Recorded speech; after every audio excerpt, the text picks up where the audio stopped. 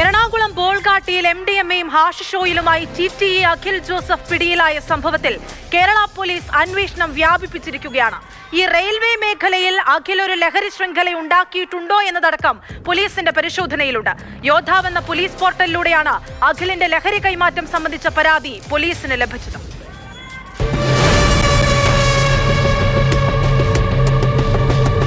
Ernakulam town railway സ്റ്റേഷനിലെ TTE Akhil ജോസഫാണ് രാസലഹരിയുമായി dance of സംഘത്തിന്റെ പിടിയിലായത്. ബോൾഗാട്ടിക്ക് സമീപത്തു നിന്നാണ് പ്രതിയെ പോലീസ് സംഘം പിടികൂടുന്നത്. 3.76 ഗ്രാം ഹാഷിഷ് ഓയിലും 2.63 ഗ്രാം MDMAയും അഖിൽ ജോസഫിന്റെ കൈവശമുണ്ടായിരുന്നു. യോദ്ധാവ് എന്ന പോലീസ് പോർട്ടലിൽ അഖിലിന്റെ ലഹരി കൈമാറ്റം സംബന്ധിച്ച നിരന്തരം പോലീസിന് പരാതികൾ ലഭിച്ചിരുന്നു. 8 മാസത്തെ നിരീക്ഷണത്തിന് പിന്നാലെയാണ് അഖിലിനെ ഡാൻസ് ഓഫ് സംഘം ലഹരി മരുന്നുമായി പിടികൂടിയത്. നഗരം കേന്ദ്രീകരിച്ചുള്ള പ്രധാന ലഹരി വിതരണക്കാരിൽ ഒരാളാണ് അഖിൽ ജോസഫ് എന്നാണ് പോലീസിന്റെ കണ്ടെത്തൽ. ലഹരി ഉപയോഗിക്കുന്നുണ്ടെന്ന സംശയത്തെ തുടർന്ന് മുമ്പ് അഖിലിനെ കസ്റ്റഡിയിലെടുത്തിരുന്നെങ്കിലും ഒന്നും കണ്ടെത്താൻ കഴിഞ്ഞിരുന്നില്ല. അച്ഛന്റെ മരണത്തിന് പിന്നാലെയാണ് അഖിൽ ജോസഫ് റെയിൽവേയിൽ ജോലിക്ക് കയറുന്നത്. 10 വർഷമായി റെയിൽവേയിൽ ജോലി ചെയ്തു വരുന്നു.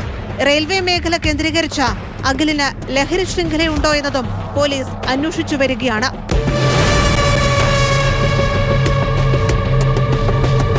മാതൃഭൂമി ന്യൂസ്, കൊച്ചി.